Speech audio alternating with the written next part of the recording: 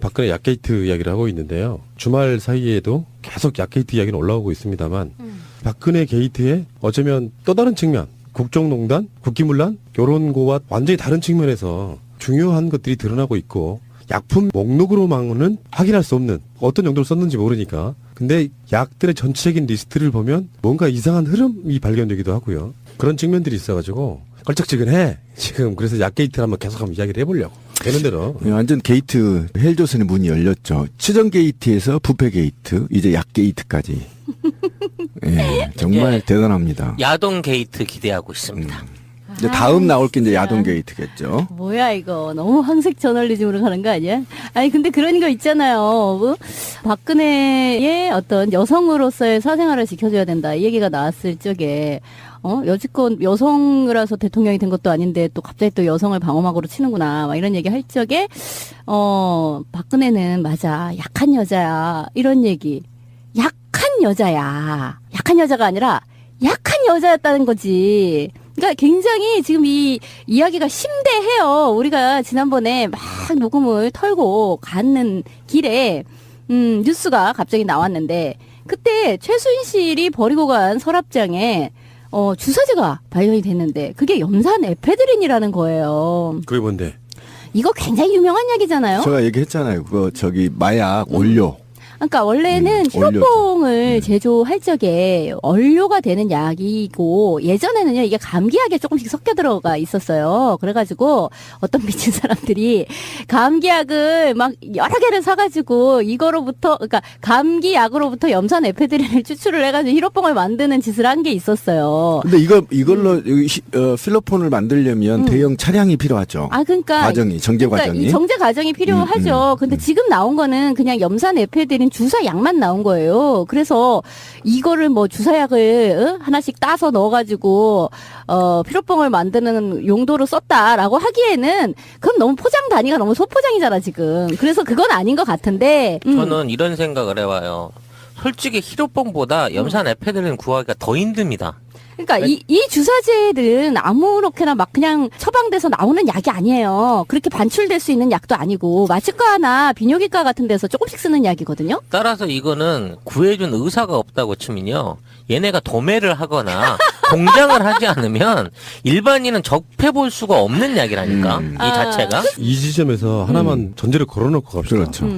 주류 언론들은 이 약의 전반적인 이야기가 박근혜 미용 그리고 또 다른 방식으로는 박근혜 불면증 이야기를 되게 많이 하더라고요. 그러니까 박근혜가 원래 기본적으로 잠을 너무 못 자는 사람이다.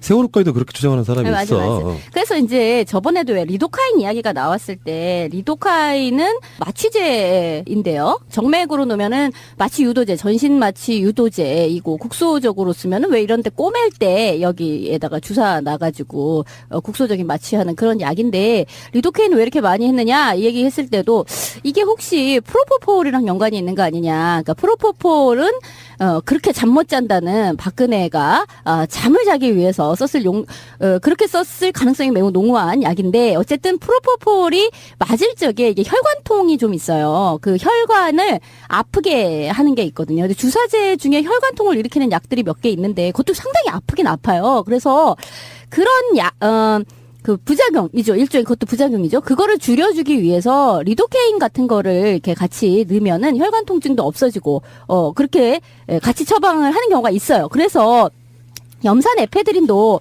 일종의 그런 용도로 뭐 썼을 가능성? 뭐 이런 얘기도 하긴 해요. 근데 나는 이게요, 그런 용도일 수도 있지만 또 다른 용도도 생각을 해볼 필요가 있는 것 같아요. 이게요. 아까 이제 감기약 같은 데 들어간다 그랬잖아요. 감기, 기침, 천식 이런 데에서 이제 혈관을 약간 축소시키는 그런 작용을 하거든요. 그래서 이거는요, 비아그라로 일테면 비아그라는 그 이제 특정 기관에 피를 몰리게 하는, 그러니까 혈관을 열어서 피를 몰리게 하는 그런 약이잖아요. 근데 그게 너무 이제 지속 발기가 된 상태, 그것도 굉장히 큰 문제거든요. 지속 발기가 돼서 풀리지를 않는 상태가 있어요. 그럴 적에 이제 염산 에페드린 같은 것을 쓰면 혈관이 축소되면서 발기가 풀리죠. 그런 용도로 사용했어요. 그러니까 플러스가 있으면 마이너스가 있는 그런 방식으로 썼을 가능성도 있는 거예요. 저는 전혀 그렇게 보지 않습니다. 솔직히 있잖아요. 제 주변에서 비아그라 부작용으로 병원에 가서 주사 맞고 온 사람이 있거든요. 한번 생각을 해보자고요. 그냥 마음을 좀 가라앉고 청와대가 공식적으로 혈세를 갖고 이 많은 양을 사들였단 말이에요.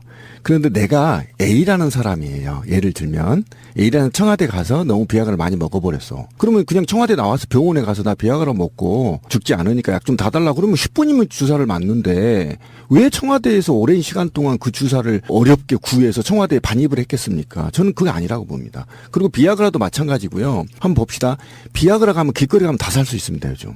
못 사는 약이 있습니까? 근데 왜 청와대 혈세를 다량으로 구입했겠어요? 못 사. 삽니다. 길거리에서 못 사고. 아니 비아그라는 처방을 다 사요. 받아야지. 그러니까 일반 약이 아니에요. 아, 비아그라는 그냥 남자들 다 알잖아요. 다 어디 가면 사는지 뭘 알면서 그냥 처방 없어 다 삽니다. 아니 살 수는 있는데. 그러니까 아니 제 얘기를 끝까지 들어보세요. 그렇게 살 수 있는 거를 왜 공식적인 라인을 통해서 또는 그렇게 어렵게 증거까지 남기면서 혈세로 샀냐는 겁니다. 그리고 이것들이 아직 상호 역학관계가 약물들의 역학관계가 밝혀지지 않았지만 지금 슬슬 현재 메인 스트림에서 발표한 게 해독제까지 만들어져 있어요. 근데 이 해독제가 마약의 해독제에도 쓸 수도 있고 비아그라 해독제에도 쓸 수 있다라고 얘기를 한 거 아닙니까? 그러니까 여기까지는 팩트예요.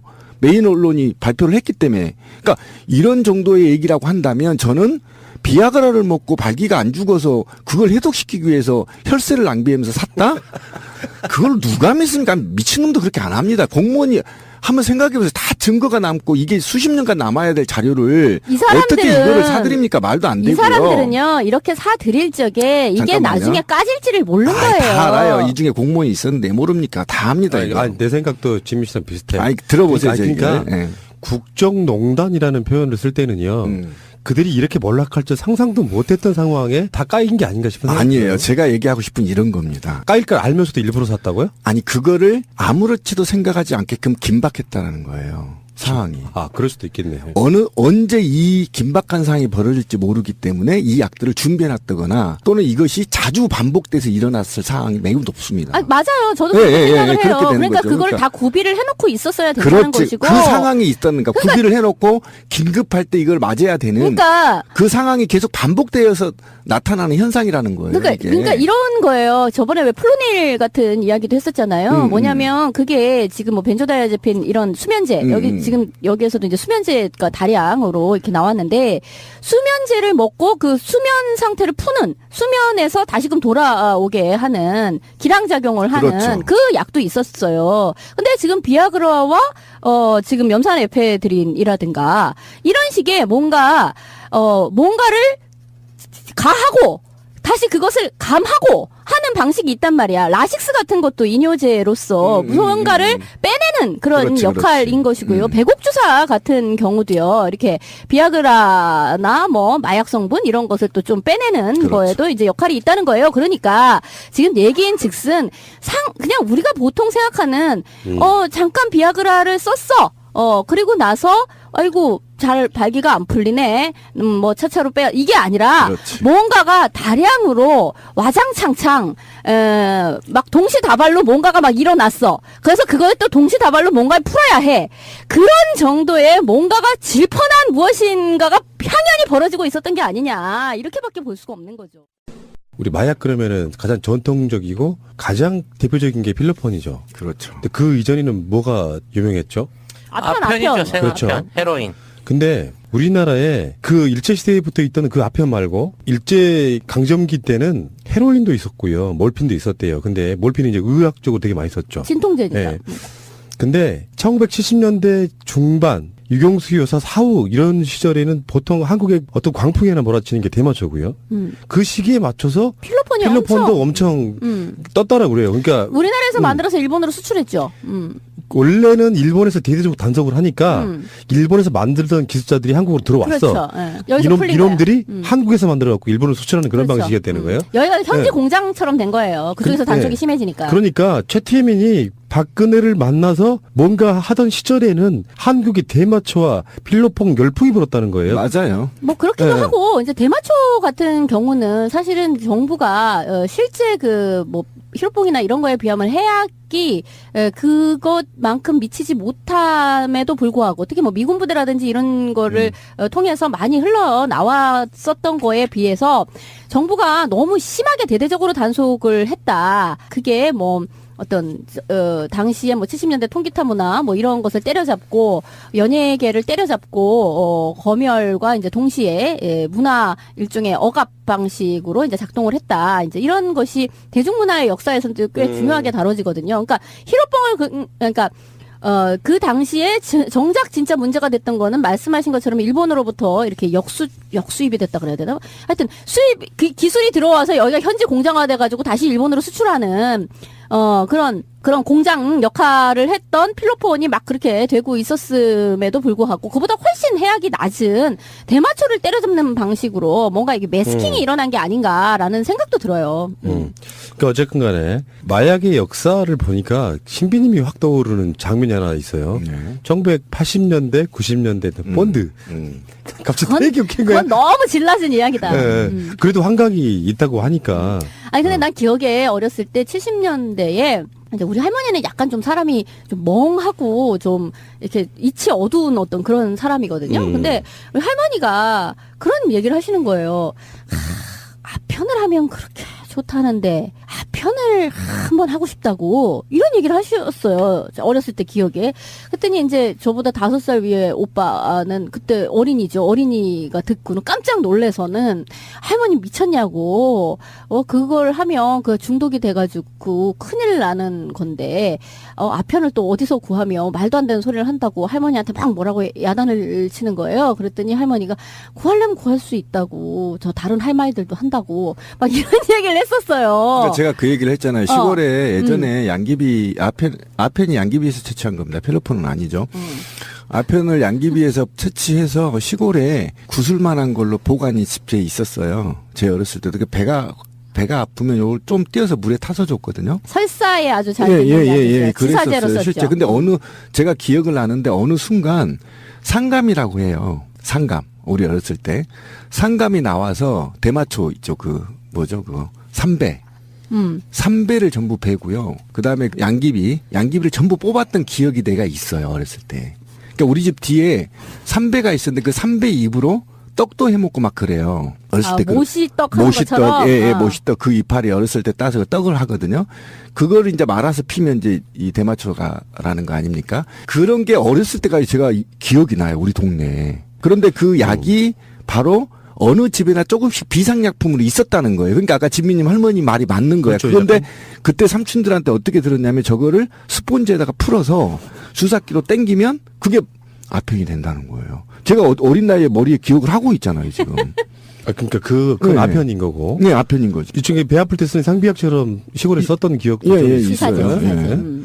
그런데 지금 필로폰 같은 경우는 70년대 중후반부터 융성해가지고 왜 최근에 그 김무성 사위가 마약하는 것처럼 걔네들은 우리가 그때 털 때 마약의 종합판이었잖아요. 걔네들 안 쓰는 게 고급 버전이 나온 거죠. 엑스터시까지 다 있었죠. 엑스터시는 좀 약한 거고. 그런 것처럼 상류층에 있던 박근혜 같은 부류라든지 이런 사람들이 지금처럼 그러니까 지금이야 마약 그러면 나쁜 개념이지만 아편을 마약이라고 생각했던 시절은 꽤 오래됐다고 생각해요. 그렇지. 약간 좀 삶이 피폐해져가지고 그 먼 쟁이를 이렇게 불렀듯이. 아편쟁이. 근데 우리가 말하는 아편쟁이 이후의 버전 새로 나온 신약 같은 경우는 그런 게 개념이 없을 때는 무시로 했을 가능성 같은 것도 있잖아요. 상류층이나 돈 좀 있는 사람들이. 그럴 수 있죠. 그런데 일상생활이 좀 힘들어지고 나면 최근에 이제 저는 그 대안으로 프로포폴을 이야기하시는 분들이 있잖아요. 국정을 살피기에는 너무 필로폰 같은 부작용이 너무 심하니까 요거를 대용으로 잠깐 주식은 아니고 이게 간식 정도로 먹는 그런 가능성이 있지 않아요? 그러니까 근데 이게 밑반찬설이 나오는 거야 지금. 얘기해 보세요. 밑반찬. 여기 지금 방금 말씀하신 김무성 그 사인방 시절에 다 이제 김무성 사위랑 김무성 딸에만 그 집중을 아니, 했단 딸이 말이야. 아니라 김무성 사위하고 저기 이명박의 아들하고 근데 장시호의 내 말이 사촌이 그 말인 거야. 장시호 사촌이 거기 있어요. 즉 최순득의 또 다른 조카. 그러니까 최순실 동생의 최순실 동생인 그 최순천이라고 하는 사자매니까 그 엄마한테서 같이 난 세자매니까 얘의 조카 서현덕이가 당시 그 보트 타고 희희낙낙하는 그 장면. 희희낙낙하고 그 SNS에 올랐던 장면 안에 멤버로 끼어 있었단 말이야. 그래요? 그러니까 그렇구나. 이것도 연관 근거가 없는 게 아니야. 그래서 당시에 그걸 막을 때 특혜 수사다. 김무성이가 자기 권력으로 딸이랑 사위에 대한 수사를 막았다. 뭐 이런 식으로 우리가 비난이 많았는데 이게 의외로 전혀 엉뚱하게도 이게 순실이 조카였기 때문에 이게 막아진 거일 수도 있다는 얘기가 된단 말이야. 그러니까 대단한 정치인의 자제가 끼어있다 이 얘기가 있었잖아요. 그래서 그게 누군데? 그래서 뭐 김무성 사위, 뭐 이명박 아들 여기까지만 얘기가 나왔는데 거기에는 여자가 도대체 누군가 했는데 그게 장시호와 정유라의 그 같은 이제 사촌이 되는 거죠. 그 사촌이 거기 같이 있는 거니 결국 이 최순실 라인으로 마약이 흘러들어가기는 굉장히 쉬운 라인이 있는 게 아니냐. 뭔가 아무튼 그쪽 냄새 나는 그 그룹들 하에는 뭔가 폭력과 그 약물과 그리고 비리가 줄줄줄줄 흘러다니는 거야. 애들 3대를 거쳐서 그 모든 애들이 걸쳐 있는 사건에는 이 세 가지가 빠지지가 않는단 말이야. 돈과 마약과 폭력이. 진미님한테도 한번 물어보고 싶은 것 중에 하나인데 일반인이 의사도 간호사도 아닌 일반인이 주사를 같은 걸 직접 놓을 때 사실 그 사람들이 돈이 없는 사람들이 아니잖아. 그러니까 미용 시술을 위해서는 병원에 갔을 거라고요. 그러면 누군가도 모르게 직접 놔야 되는 주사는 딱 한 가지밖에 없다고 나는 생각해. 솔직히 말하면 그게 향정이 아니면 뭐냐겠고요. 아니 뭐 물론 당뇨 같은 게 있는 인슐린 넣는 거? 사람은 인슐린을 배에다 놓죠. 그거는 이제 제일 아무나 놓을 수 있는 거예요. 근데 주사는 이제 여러 가지가 이제 피하 주사, 지금 얘기한 피하 주사 그런 게 있고 근육 주사, 엉덩이나 여기 팔뚝에 막는 이제 그런 거, 그게 근육 주사. 그리고 이거는 이제 자기가 그 차운병원 그 사람이 자기가 놨다는 거잖아요. 근데 정맥 주사는 이게 아무나 놓기가 좀 힘들어요. 그리고 자기가 자기한테 놓는 거는 정말 어렵거든. 그건 정말 거의 영화에 나오는 장면이죠. 이렇게 자기가 막 이렇게 람보 이런 사람이 한 람보 이렇게 묶어가지고 막 자기가 놓고 그 좀 솔직히 그 자세도 안 나오고 굉장히 힘든 그런 일이고. 근데 그 얘기도 있었어요. 왜 최순실 같은 경우에 차운병원에서도 왜 그럼 주사약을 막 처방을 바깥으로 해 나갔느냐라고 했을 때 한 번 혈관을 터트려 먹은 적이 있었다. 간호사가 차원병원에서 그랬더니 불같이 화를 내면서 나 아는 전문 간호사가 있으니까 전부 약을 내놔라 내가 가서 그 간호사한테 맞겠다라고 해가지고 싸갔다는 거잖아요. 근데 혈관을 터트려 먹었다라는 얘기도 있고 그때 혈관을 찾기가 굉장히 힘들었다 이런 얘기도 있었어요. 그 얘기는 뭘까? 너무 맞아서?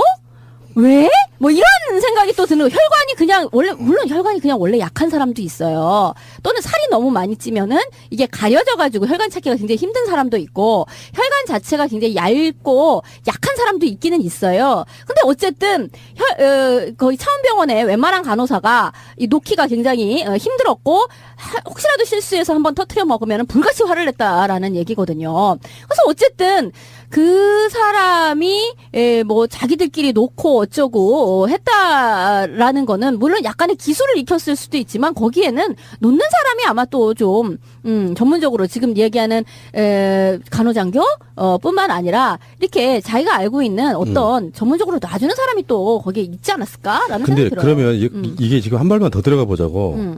전 두 가지가 있다고 봐요. 하나는 말이에요. 박근혜 씨가 여러 가지 보여준 모습들 중에 사실 세월호 그 당일날의 모습은 정말 자다 일어난 사람처럼 보였어요. 그렇죠. 이동하는 시간이 있음에도 불구하고 그 시간 동안 누군가가 브리핑했을 내용은 하나도 머릿속에 들어오지 않은 상황이었다고. 그래서 우리가 지금 의심을 갖는 것 중에 하나가 박근혜는 반팔을 입지 않는다. 조사를 받았을 때 보통 그런 사람들이 조사 자국 안 보이려고 하는 경우도 있고요. 그러면 지금 현 상태에서 최소한 최순실 유가 어떤 주사를 놔줬을 거라는 생각이 들고 이건 공유하기가 쉽지가 않아요. 그러니까 정말 매수가 되어 있는 공무원이 아니면 그 짓은 나는 못한다고 보고. 못하지. 그러면 지금 박근혜 씨는 굉장한 금단 현상에 직면해 있을 가능성이 있잖아요. 그건 걱정돼. 그러니까 아니, 그래서 지금 저기가 아직 돌보고 있다는 거 아닙니까? 누가요? 헬스 트레이너가 지금 돌보고 있다는. 윤전추 아직도 있다고 했지? 그 돌보고 있는데 그래서 제가 이 사건은 제 머리는 정리가 안 돼요. 한번 봅시다. 내가 지존이에요. 국정원 전화하면 마스터시고 뭐고 마약 종류별로 다 갖고 오거든요. 한번 생각해 보세요.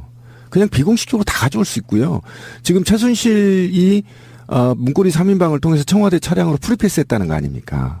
그 안에 누가 어떤 남자가 탔는지 어떤 물건이 탔는지 그다음에 박근혜가 밖으로 나가고 있는지 들어오고 있는지를 전혀 구분이 안 했다는 거 아닙니까? 지금 체크가. 그리고 국정원 비선 라인 통해서 약 가져와. 그럼 증류를 다 갖고 오란 말이에요. 다 갖고 올 수 있단 말이에요. 지금 검찰 창고에도 잔뜩 쌓여 있잖아, 마약이. 그런데 왜 이렇게 온갖 짓을 다 하면서 이런 것들을 사들였을까라는 질문을 던져보면. 아니, 잠깐만. 이 부분은 이렇게 정리를 하나 하고 갑시다. 네.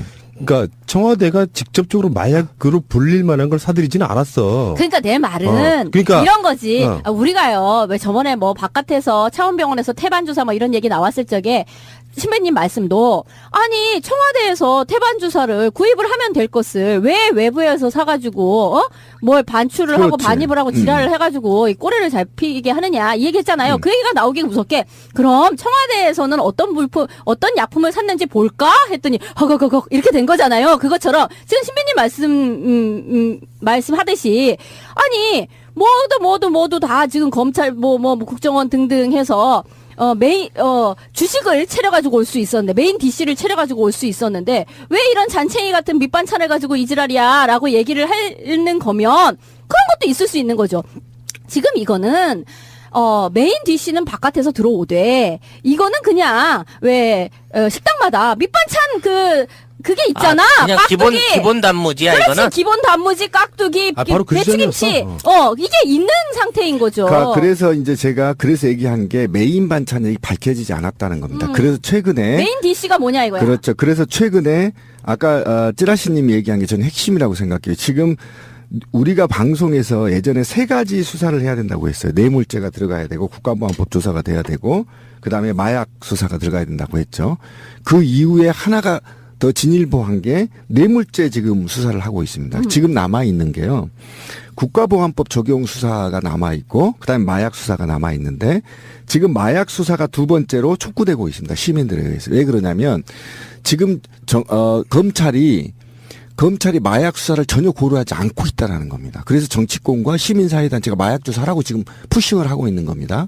그러니까 뭐냐면 이게 약물이 이거는 해독이나 섹스에 관련된 문제로만 접근이 되지 실제로 마약으로 지금 접근이 안 되고 있기 때문에 이 메인이 마약이었을 가능성이 있다라는 거에 대해서 수사를 지금 해야 된다라는 겁니다. 지금 이 그 얘기를 해야 하고 돼요. 싶은 거예요. 그러니까 거기 장에는 그러니까 그렇지. 냉장고에 김치가 있는 것처럼 그 장에 그냥 있는 거예요. 이게 기본이. 근데 말씀하신 것처럼 뒤에 누가 타고 자 메인 디시 오늘 자 치킨 배달이요 하면서 들어온단 말이야.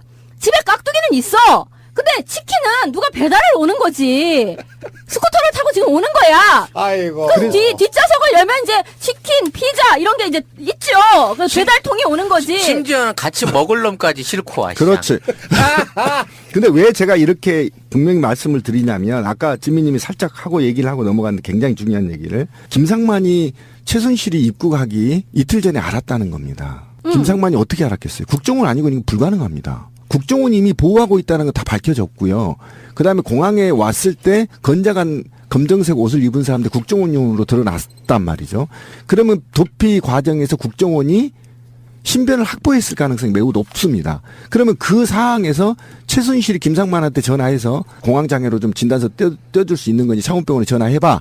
라고 했더니 창원병에서 안 돼. 이렇게 됐다는 거 아닙니까? 그럼 김상만은 적어도 이틀 전에 최순실이가 귀국되는 걸 알고 있었다란 말이에요. 그러면 얼마만큼 긴박했더라면 이틀 전에 이들이 비선 라인을 통해서 귀국을 설계하고 그리고 어떻게 출소할 것인지 그리고 검찰은 또 어떻게 포토라인을 세울 것인지 등등의 쭉 로드맵이 이미 통용되고 있다라면 이걸 종합적으로 컨트롤할 수 있는 건 국정원밖에 없단 말이에요. 그럼 국정원이 개입됐다고 한다면 적어도 지금 이 마약에 관련된 거를 최대한 숨기고 뇌물죄나 다른 걸로 처벌하자는 설계가 있지 않았겠느냐라는 문제가 지금 지적되고 있다라는 그러니까 겁니다. 왜 우리 집 냉장고만 보고 이 집 사람들은 뭐 그렇지. 이것만 먹고 살았어 굶어 죽었겠네 이렇게 생각하면 안 된다는 그러니까 거지. 검찰이 만약에 이런 겁니다. 검찰이 만약에 마약 수사 하겠어라고 발표해버릴 경우에는 카드가 없는 겁니다. 검찰이.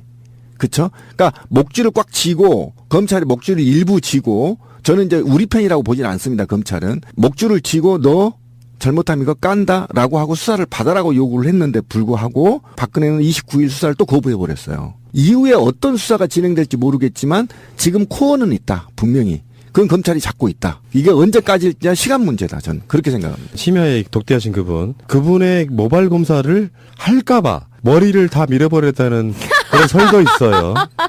좀 그럴 수도 있습니다. 아, 근데 털은 거기만 있는 게 아니잖아. 그렇죠. 그렇구나. 다 제모해버릴 수도 있어요. 아, 그래? 브라질리언 왁싱이라고 했지. 내가 한 거 그거. 아니 뭐 김상만 그 사람에 대해서는 전번에 왜 그런 뉴스도 있었어요. JTBC를 뭐 고발을 해라? 그런. 예, 지시사항도 있었고. 지시사항도 그다음에 아까 있었고. 제가 좀 넘어갔었는데 지금 네티즌들하고 논쟁이 붙은 게 여성 혐오 얘기를 좀 잠깐 아까 진미님이 그냥 넘어가 버렸어요. 얘기를 않고. 그러니까 지금 우리가 박근혜의 사생활을 밝히고자 하는 게 아니라는 걸 명확히 밝히고 싶어요. 그러니까 박근혜가 누구하고 섹스를 했든 누구하고 마약을 했든 그 개인 사생활을 의미하는 게 아니고요. 이게 개인 사생활에 들어가면 사실은 혐오가 될 수 있습니다. 지금 네티즌들의 논쟁이 너무 심하기 때문에 이 얘기를 짚어줘야 된다는 겁니다. 박근혜 씨는 여성이 아니에요. 적어도 대통령이란 직함을 갖고 있는 사람은 중성입니다. 그러니까 중성의 행위에 대해서 업무 시간에 공무원으로서의 그가 한 폐륜의 행위나 그다음에 불법적 행위에 대해서는 혐오가 아니에요. 그게 만약에 남자라고 했더라도 남자 대통령이라고 하더라도 지금 섹스에 문제가 생기는 것이고 더욱이 더 나아가 근무 시간에 이런 폐륜적 행위를 하는 거에 대해서 문제 제기를 하는 거지 여성이랑 해서 이 문제를 제기하는 게 아니라는 것을 분명히 얘기를 해야 되는 그 겁니다. 여혐 이야기가 나오는 거는요. 이런 이야기를 하지 말라는 이야기가 아니에요. 이제 그 여혐 이야기가 나올 때 사람들이 자꾸 뭔가 이렇게 헛다리를 짚고 자꾸 이상한 소리를 그렇지. 하는데 그게 아니라 이런 이야기는 해야 돼요. 하는 게 맞아요. 근데 뭐가 문제냐면 자꾸 이제 박근혜 이야기를 하면서 정말 님이 쌍년 전년 때문에 그런 식의 그러니까 저 여자의 어떤 여성성에 대한 공격을 하면 안 된다라는 이야기예요. 그 얘기가 아니고 지금 이 문제 논쟁은 뭐냐면 그러니까 정가에서 떠도는 7남자의 이야기가 연결돼 있는 거예요. 그러니까 개인적으로 섹스를 하든 누구하고 사귀든 그거는 박근혜의 개인 문제지 우리가 논할 문제가 아니다라는 논쟁에서 예를 들면 박근혜의 섹스 얘기를 꺼내면 그래 바로 여혐이고 혐오다 아니라니까. 이렇게 얘기를 하고 있는 거예요. 그 얘기는 다른 얘기라고. 이런 거는 다른 얘기예요. 이미 끝나버린 거고 그거는 민중철골기 대책위 본부가 이미 그거는 발표를 했고 그 얘기가 아니라 그 이후에 또 논쟁이 된 이유가 개인 사생활의 문제에 대한 섹스 이런 개인 사생활이다. 그거를 여성이라고 해서 음탕하게 들어가서 파헤치려고 하는 거 여혐이다라고 얘기한 거에 대한 논쟁이라고. 그건 논쟁의 가치가 없는 거고. 그런 거를 하는 거에서 우리가 사생활을 궁금해하는 게 아니라는 걸 분명히 밝혀야 돼요. 이거는 얘기를 해야 되는 거예요. 업무 시간이기 때문에. 근무 시간이고. 아니 지금 신비님 말씀하시는 건 너무 당연한 이야기야. 뻔한 그러니까. 이야기인데. 뻔한 이야기래. 아니 내가 하고 싶은 얘기는 뭐냐면 사실은 굉장히 비슷한 이야기를 하면서 서로 굉장히 날카롭게 대립을 하는 것처럼 보이는 건데요. 확실한 거는 그냥 그거예요. 박근혜가 잘못이죠. 박근혜가 잘못인데 그 박근혜의 잘못을 여성의 잘못으로 치환하지 말라는 거예요. 그건 동의하잖아. 그렇죠. 여성이라서 문제가 아니라 박근혜라서 문제인 거잖아요. 그걸 동의하면 자꾸만 어떤 박근혜를 비판하는 데 있어서 그의 여성성을 들먹이면서 비판할 이유는 없다는 거예요.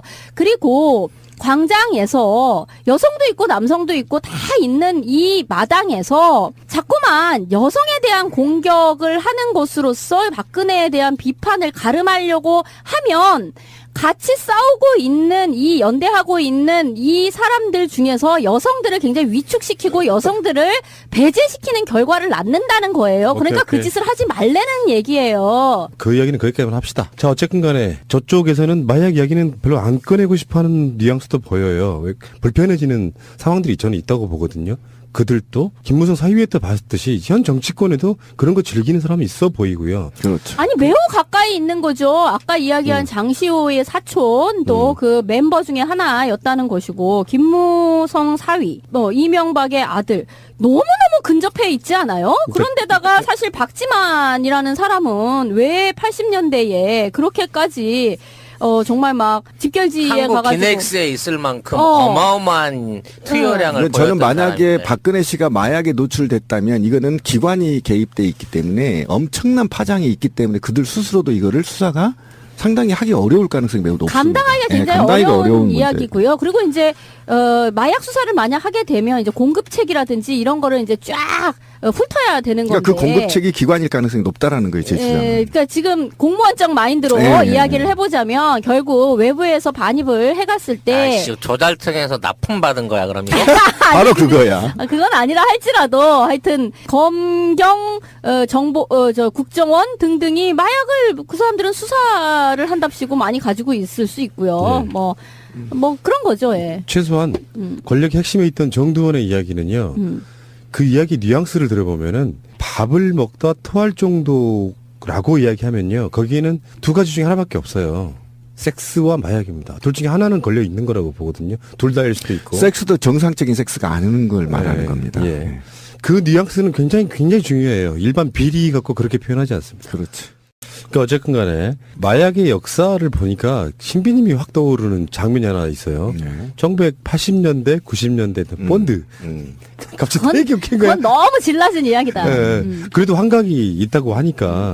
아니 근데 난 기억에 어렸을 때 70년대에 이제 우리 할머니는 약간 좀 사람이 좀 멍하고 좀 이렇게 이치 어두운 어떤 그런 사람이거든요. 근데 우리 할머니가 그런 얘기를 하시는 거예요.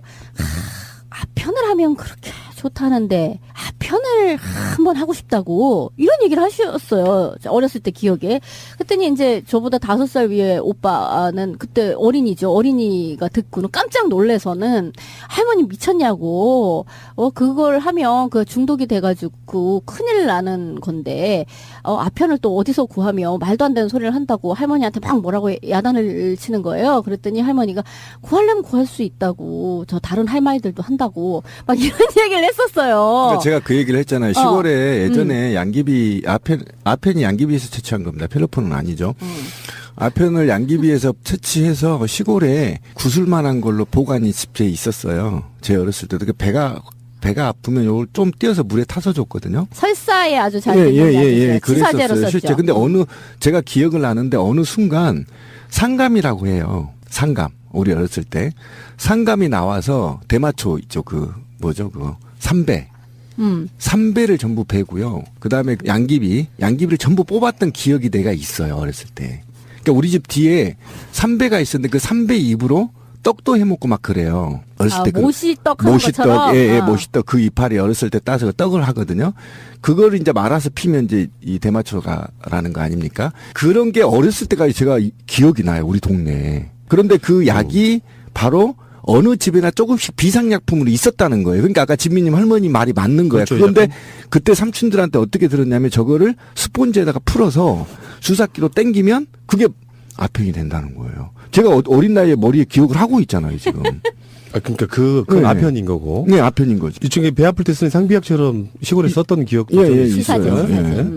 그런데 지금 필로폰 같은 경우는 70년대 중후반부터 융성해가지고 왜 최근에 그 김무성 사위가 마약하는 것처럼 걔네들은 우리가 그때 털 때 마약의 종합판이었잖아요. 걔네들 안 쓰는 겨. 고급 버전이 나온 거죠. 엑스터시까지 다 있었죠. 엑스터시는 좀 약한 거고. 그런 것처럼 상류층에 있던 박근혜 같은 부류라든지 이런 사람들이 지금처럼 그러니까 지금이야 마약 그러면 나쁜 개념이지만 아편을 마약이라고 생각했던 시절은 꽤 오래됐다고 생각해요. 그렇지. 약간 좀 삶이 피폐해져가지고 그 먼 쟁이를 이렇게 불렀듯이. 아편쟁이. 근데 우리가 말하는 아편쟁이 이후의 버전 새로 나온 신약 같은 경우는 그런 게 개념이 없을 때는 무시로 했을 가능성 같은 것도 있잖아요. 상류층이나 돈 좀 있는 사람들이.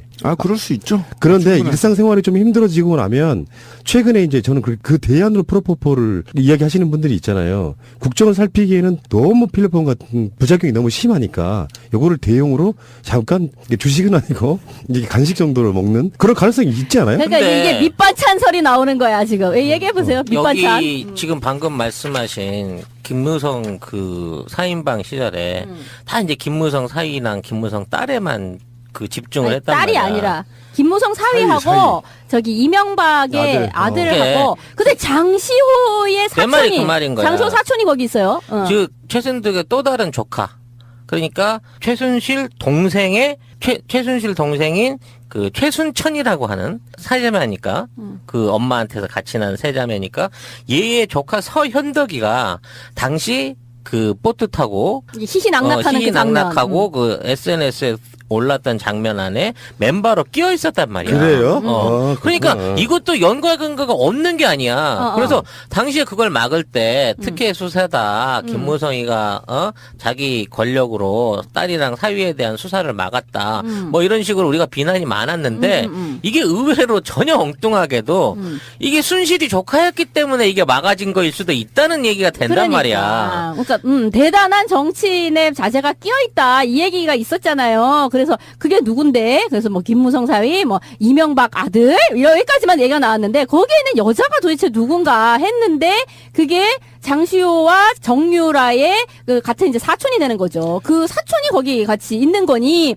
결국 이 최순실 라인으로 마약이 흘러들어가기는 굉장히 쉬운 라인이 있는 게 아니냐. 뭔가 아무튼 그쪽 냄새 나는 그 그룹들 하에는 뭔가 폭력과 그 약물과 그리고 비리가 줄줄줄줄 흘러다니는 거야. 애들 3대를 거쳐서 그 모든 애들이 걸쳐 있는 사건에는 이 세 가지가 빠지지가 않는단 말이야. 돈과 마약과 폭력이. 진미님한테도 한번 물어보고 싶은 것 중에 하나인데 일반인이 의사도 간호사도 아닌 일반인이 주사를 같은 걸 직접 놓을 때 사실 그 사람들이 돈이 없는 사람들이 아니잖아. 그러니까 미용 시술을 위해서는 병원에 갔을 거라고요. 그러면 누군가도 모르게 박근혜 약게이트 이야기를 하고 있는데요. 주말 사이에도 계속 약게이트 이야기는 올라오고 있습니다만 박근혜 게이트의 어쩌면 또 다른 측면, 국정농단, 국기문란, 결혼고와 완전히 다른 측면에서 중요한 것들이 드러나고 있고 약품 목록으로만은 확인할 수 없는 어떤 용도로 썼는지 모르니까 근데 약들의 전체적인 리스트를 보면 뭔가 이상한 흐름이 발견되기도 하고요. 그런 측면들이 있어가지고 걸쩍지근해. 지금 그래서 약게이트를 한번 계속 한번 이야기를 해보려고. 되는 대로. 완전 게이트 헬조선의 문이 열렸죠. 치정 게이트에서 부패 게이트, 이제 약 게이트까지. 예, 정말 대단합니다. 야동 게이트 기대하고 있습니다. 이제 다음 나올 게 이제 야동 게이트겠죠. 뭐야 이거 너무 황색 저널리즘으로 가는 거 아니야? 아니 근데 그런 거 있잖아요. 뭐, 박근혜의 어떤 여성으로서의 사생활을 지켜줘야 된다 이 얘기가 나왔을 적에 여지껏 여성이라서 대통령이 된 것도 아닌데 또 갑자기 또 여성을 방어막으로 치는구나 막 이런 얘기 할 적에 박근혜는 맞아 약한 여자야 이런 얘기 약한 여자가 아니라 약한 여자였다는 거지. 그러니까 굉장히 지금 이 이야기가 심대해요. 우리가 지난번에 막 녹음을 털고 가는 길에 뉴스가 갑자기 나왔는데 그때 최순실이 버리고 간 서랍장에 주사제가 발견이 됐는데 그게 염산 에페드린이라는 거예요. 그게 뭔데?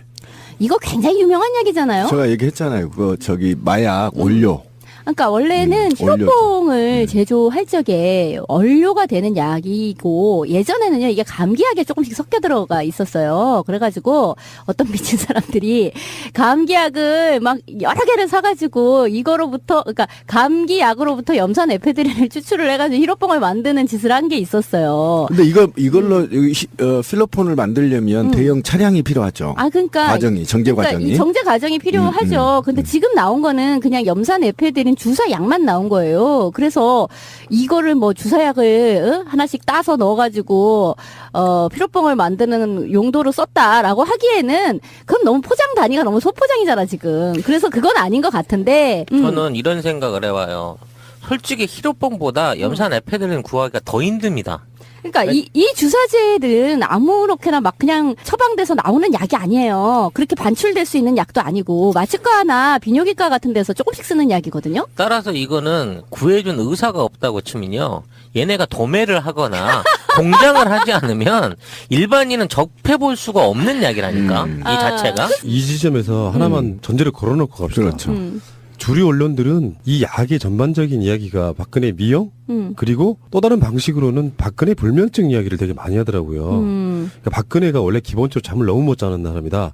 세월호까지도 그렇게 주장하는 사람이 맞아, 있어. 맞아. 그래서 이제 저번에도 왜 리도카인 이야기가 나왔을 때 리도카인은 마취제인데요. 정맥으로 놓으면은 마취 유도제, 전신 마취 유도제이고 국소적으로 쓰면은 왜 이런 데 꼬맬 때 여기에다가 주사 놔가지고 국소적인 마취하는 그런 약인데 리도카인은 왜 이렇게 많이 했느냐 이 얘기 했을 때도 이게 혹시 이것이 프로포폴이랑 연관이 있는 거 아니냐. 그러니까 프로포폴은 그렇게 잠 못 잔다는 박근혜가 잠을 자기 위해서 그렇게 썼을 가능성이 매우 농후한 약인데 어쨌든 프로포폴이 맞을 적에 이게 혈관통이 좀 있어요. 그 혈관을 아프게 하는 게 있거든요. 근데 주사제 중에 혈관통을 일으키는 약들이 몇 개 있는데 그것도 상당히 아프긴 아파요. 그래서 그런 그 부작용이죠. 일종의 그것도 부작용이죠. 그거를 줄여주기 위해서 리도케인 같은 거를 이렇게 같이 넣으면은 혈관 통증도 없어지고, 그렇게 같이 처방을 하는 경우가 있어요. 그래서 염산 에페드린도 일종의 그런 용도로 뭐 썼을 가능성? 뭐 이런 얘기도 하긴 해요. 근데 나는 이게요, 그런 용도일 수도 있지만 또 다른 용도도 생각을 해볼 필요가 있는 것 같아요. 이게요. 아까 이제 감기약 같은 데 들어간다 그랬잖아요. 감기, 기침, 천식 이런 데에서 이제 혈관을 약간 축소시키는 그런 작용을 하거든요. 그래서 이거는요, 비아그라로 일테면 비아그라는 그 이제 특정 기간에 피를 몰리게 하는, 그러니까 혈관을 열어서 피를 몰리게 하는 그런 약이잖아요. 근데 그게 너무 이제 지속 발기가 된 상태, 그것도 굉장히 큰 문제거든요. 지속 발기가 돼서 풀리지를 않는 상태가 있어요. 그럴 적에 이제 염산 에페드린 같은 것을 쓰면 혈관이 축소되면서 발기가 풀리죠. 그런 용도로 사용했어요. 그러니까 플러스가 있으면 마이너스가 있는 그런 방식으로 썼을 가능성도 있는 거예요. 저는 전혀 그렇게 보지 않습니다. 솔직히 있잖아요. 제 주변에서 비아그라 부작용으로 병원에 가서 주사 맞고 온 사람이 있거든요. 한번 생각을 해보자고요. 그냥 마음을 좀 가라앉고 청와대가 공식적으로 혈세를 갖고 이 많은 양을 사들였단 말이에요. 그런데 내가 A라는 사람이에요. 예를 들면 A라는 청와대 가서 너무 비아그라를 많이 먹어버렸어. 그러면 그냥 청와대 나와서 병원에 가서 나 비아그라 먹고 죽지 않으니까 약 좀 다 달라고 그러면 10분이면 주사를 이후에 하나가 더 진일보한 게 뇌물죄 지금 수사를 하고 있습니다. 지금 남아있는 게요. 국가보안법 적용 수사가 남아있고 그다음에 마약 수사가 남아있는데 지금 마약 수사가 두 번째로 촉구되고 있습니다. 시민들에 의해서. 왜 그러냐면 지금 검찰이 마약 수사를 전혀 고려하지 않고 있다라는 겁니다. 그래서 정치권과 시민사회단체가 마약 조사라고 지금 푸싱을 하고 있는 겁니다.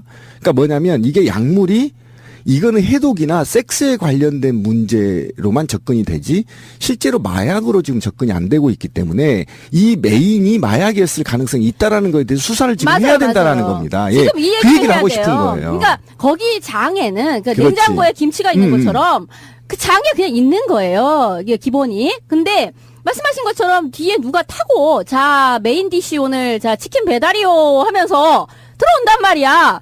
집에 깍두기는 있어. 근데 치킨은 누가 배달을 오는 거지.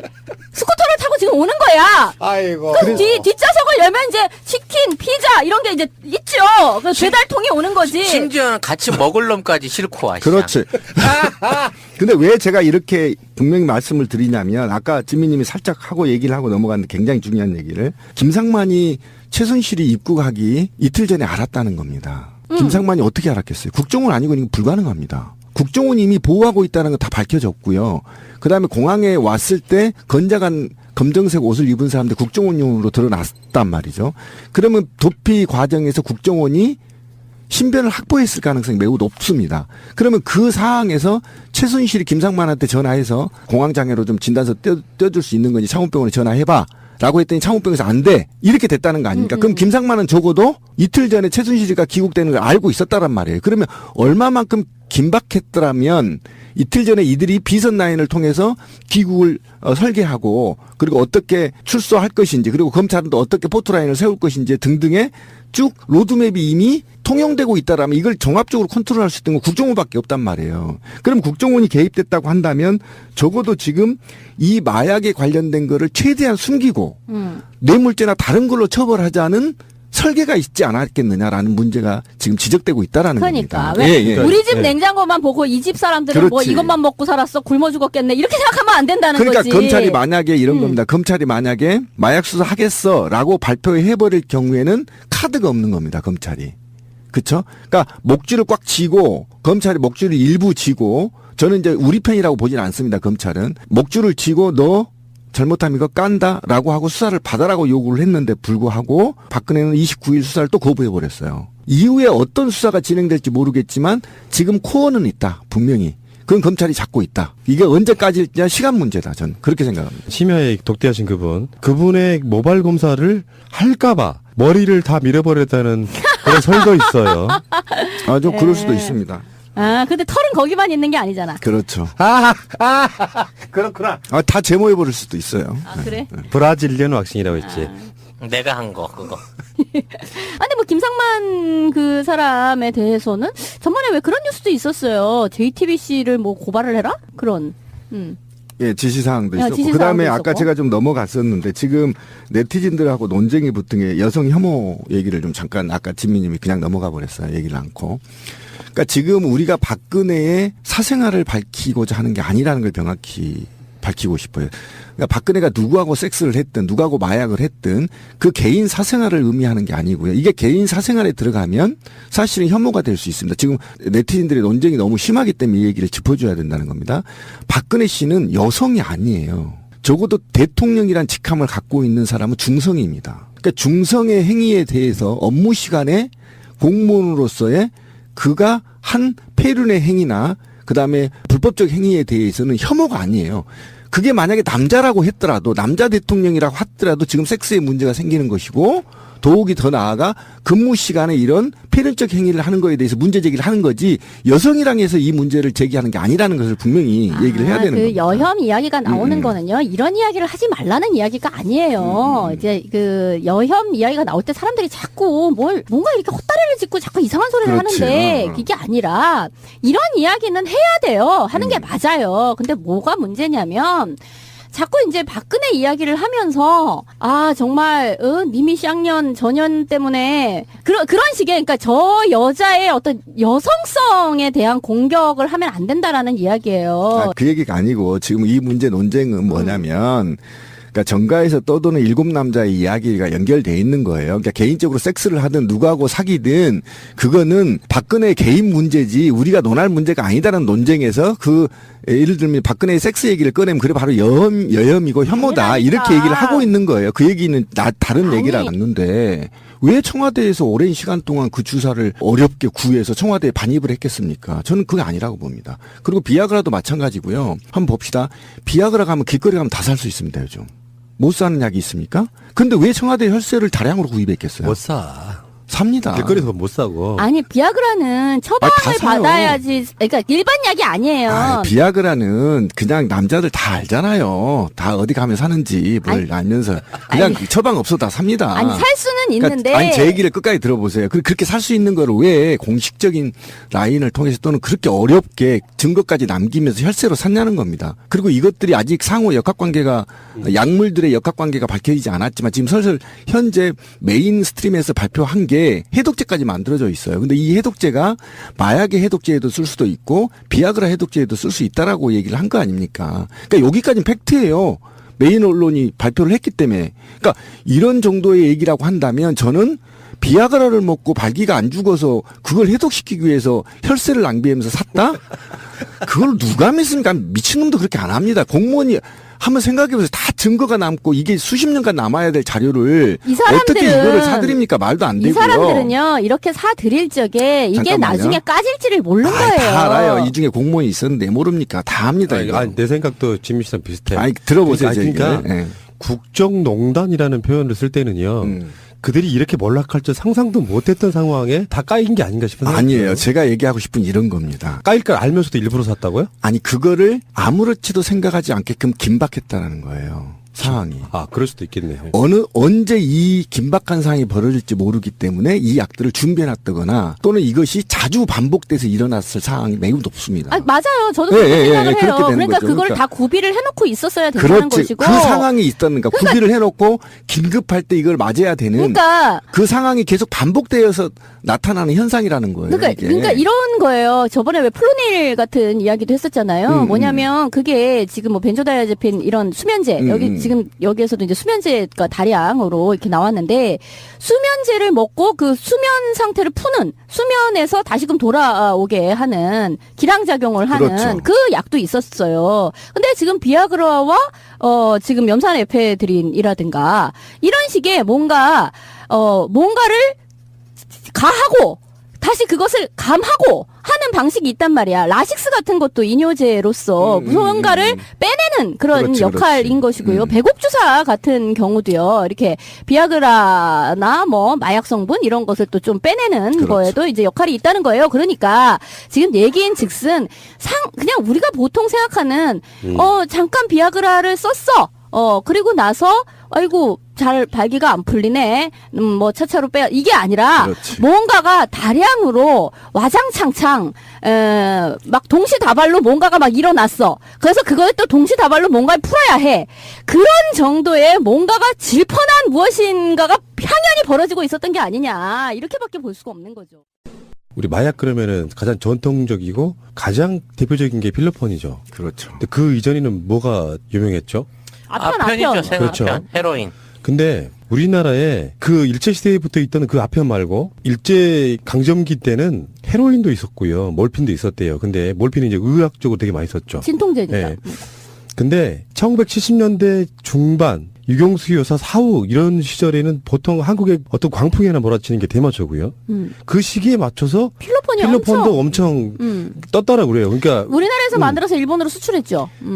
원래는 일본에서 대대적으로 단속을 하니까 일본에서 만들던 기술자들이 한국으로 들어왔어. 그렇죠. 예. 여기서 풀린 거야. 이놈들이 한국에서 만들어갖고 일본으로 수출하는 그런 그렇죠. 방식이 되는 거예요. 여기가 현지 네. 공장처럼 된 거예요. 그쪽에서 그- 단속이 네. 심해지니까. 그러니까 최태민이 박근혜를 만나서 뭔가 하던 시절에는 한국이 대마초와 필로폰 열풍이 불었다는 거예요. 맞아요. 뭐 그렇기도 네. 하고 이제 대마초 같은 경우는 사실은 정부가 실제 그 뭐 히로뽕이나 이런 거에 비하면 해악이 그것만큼 미치지 못함에도 불구하고 특히 뭐 미군 부대라든지 이런 거를 통해서 많이 흘러 나왔었던 거에 비해서 정부가 너무 심하게 대대적으로 단속을 했다. 그게 뭐 어떤 당시에 뭐 70년대 통기타 문화 뭐 이런 것을 때려잡고 연예계를 때려잡고 검열과 이제 동시에 문화 일종의 억압 방식으로 이제 작동을 했다. 이제 이런 것이 대중문화의 역사에서는 꽤 중요하게 다뤄지거든요. 그러니까 히로뽕을 그러니까 그 당시에 정작 진짜 문제가 됐던 거는 말씀하신 것처럼 일본으로부터 이렇게 역수입이 됐다 그래야 되나? 하여튼 기술이 들어와서 여기가 현지 공장화돼 가지고 다시 일본으로 수출하는 그런 공장 역할을 했던 필로폰이 막 그렇게 되고 있었음에도 불구하고 그보다 훨씬 해악이 낮은 대마초를 때려잡는 방식으로 뭔가 이게 매스킹이 일어난 게 아닌가라는 생각도 들어요. 직접 놔야 되는 주사는 딱 한 가지밖에 없다고 나는 생각해. 솔직히 말하면 그게 향정이 아니면 뭐냐겠고요. 아니 뭐 물론 당뇨 같은 게 있는 인슐린 넣는 거? 사람은 인슐린을 배에다 놓죠. 그거는 이제 제일 아무나 놓을 수 있는 거예요. 근데 주사는 이제 여러 가지가 이제 피하 주사, 지금 얘기한 피하 주사 그런 게 있고 근육 주사, 엉덩이나 여기 팔뚝에 막는 이제 그런 거, 그게 근육 주사. 이거는 이제 자기가 그 차운병원 그 사람이 자기가 놨다는 거잖아요. 근데 정맥 주사는 이게 아무나 놓기가 좀 힘들어요. 그리고 자기가 자기한테 놓는 거는 정말 어렵거든. 그건 정말 거의 영화에 나오는 장면이죠. 이렇게 자기가 막 이렇게 람보 이런 사람이 람보 이렇게 묶어가지고 막 자기가 놓고 좀 솔직히 그 자세도 안 나오고 굉장히 힘든 그런 일이고. 근데 그 얘기도 있었어요. 왜 최순실 같은 경우에 차운병원에서도 왜 그럼 주사약을 막 처방을 바깥으로 해 나갔느냐라고 했을 때 한 번 혈관을 터트려 먹은 적이 있었다.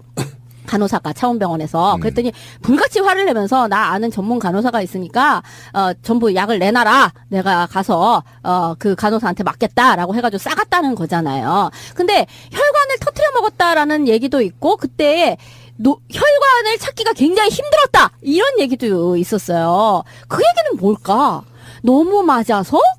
왜? 뭐 이런 생각이 또 드는 거. 혈관이 그냥 물론 혈관이 그냥 원래 약한 사람도 있어요. 또는 살이 너무 많이 찌면은 이게 가려져가지고 혈관 찾기가 굉장히 힘든 사람도 있고 혈관 자체가 굉장히 얇고 약한 사람도 있기는 있어요. 근데 어쨌든 거의 차원병원에 웬만한 간호사가 이 놓기가 굉장히 힘들었고 혹시라도 실수해서 한번 터트려 먹으면 불같이 화를 냈다라는 얘기거든요. 그래서 어쨌든 그 사람이 뭐 자기들끼리 놓고 어쩌고 했다라는 거는 물론 약간의 기술을 익혔을 수도 있지만 거기에는 놓는 사람이 아마 또 좀 전문적으로 지금 얘기하는 간호장교 뿐만 아니라 이렇게 자기가 알고 있는 어떤 전문적으로 놔주는 사람이 또 거기에 있지 않았을까라는 근데 생각이 들어요. 그러면 이게 지금 한 발만 더 들어가 보자고. 전 두 가지가 있다고 봐요. 하나는 말이에요. 박근혜 씨가 여러 가지 보여준 모습들 중에 사실 세월호 그 당일날의 모습은 정말 자다 일어난 사람처럼 보였어요. 그렇죠. 이동하는 시간이 있음에도 불구하고 그 시간 동안 누군가가 브리핑했을 내용은 하나도 머릿속에 들어오지 않은 상황이었다고.